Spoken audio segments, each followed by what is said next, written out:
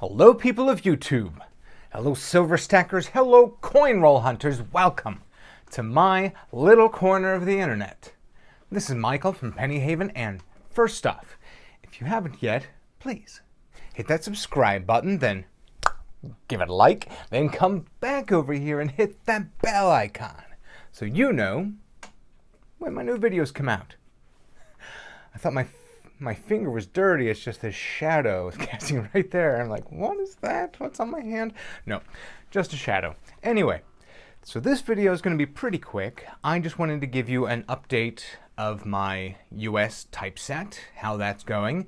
I put in a couple more common coins that I just hadn't bothered to yet, and I have one new coin that's going to be another big step toward having this thing completed. So, let's change the view and take a look at this album. Here we go. Okay, so here we go. You may recognize this book if you've seen my previous updates. Now, here we are on the first page. And let's see. And got just a random Indian head. I can update that one. I think what is that, a 1909? Yeah, it's a 1909 Indian head cent. I can get a nicer one for that. And for the 1909 to 1958, I have another 1909 VDB in there. A decent, like non-dipped, non-polished steel cent. And then I grabbed this 1959 from some old tubes of cents I had. So all my half and 1 cents are covered. Still have this bullet hole 2 cent here. I have a nicer one I've been thinking about putting in there. Maybe moving away from the type coins with holes in them thing. Got the 3 cent silver there, also a hole. And man, this is just the roughest half dime over here. That's one I need to keep an eye out for. The seeded one's not too bad.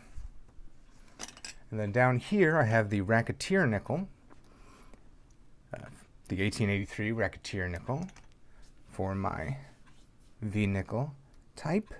An 1870 Shield nickel, very nice. I like the dark toning with the details all lighter. And I popped this 1938 out of my Jefferson set, put in there, and I popped this 1946 out of my Roosevelt set. So I can fill those two, and that means the whole first page is filled. Now all I have to do is upgrade them.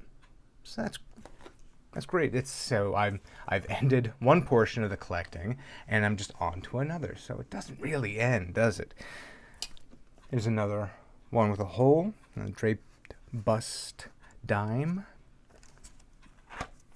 On we move. So, the 20 cents, that's off in the future. And then this 1896 to 1838 quarter. Huh? What's this? There we go. Look at that. That is an 1834 draped bust quarter. So, that is now in place. A little loose fitting, but it's in there. All right, so just need that 20 cent to fill this page, because I also have all of these down here. This one was a nice get for me. Very nice shape. This 1835 draped bust half. And really great details aside from the hole on this seated Liberty half. And I should get a nicer looking Walking Liberty. And I think I've got a BU Benjamin somewhere I can upgrade already, so I should do that for sure. And I just have a copper round of a trade dollar in here for the draped bust. Just a filler. But this is another one that I got recently that I'm very excited about. I got a great deal on this trade dollar because there's a hole in it. So I got this in a 2-coin lot. I got this trade dollar and I got a Carson City Morgan dollar. I think I walked away with a pretty great deal on those 2 coins together. Then I was able to go off and sell the Carson City Morgan, and with the money that I made off of that, I ended up paying like $40 for this, in essence. So that was a great deal. That's how I try to fill some of these more difficult to find ones. There we go. And I upgraded this one too. I had a kind of nasty looking coal in there, so it's nicely toned 1900 to take its place. 22, and yes, the bicentennial, I didn't have that either, so now I'm only missing these 2, and the 20 cent, that's it. And the rest is just upgrading. So there's that trade dollar, the peace dollar, and that nicely toned and still cartwheeling Morgan dollar. There we go. So that is that. And even just going through it here during this video, I know that I can already upgrade a couple of those, so that's cool. I'll probably get down to that. What was the one I was saying? That's right. Let me just do that right now. Okay, I'm back. It took just a minute. Very happy I did it. That is just a mirror 1963. You can see the design of my shirt through that thing. Look at that. Beautiful Franklin dollar with one little milk spot right in front of his eyes. Maybe I'll look for another one, but for now, that is just fantastic. Okay. Actually, I think I have some VDBs. It's an AU. Another AU.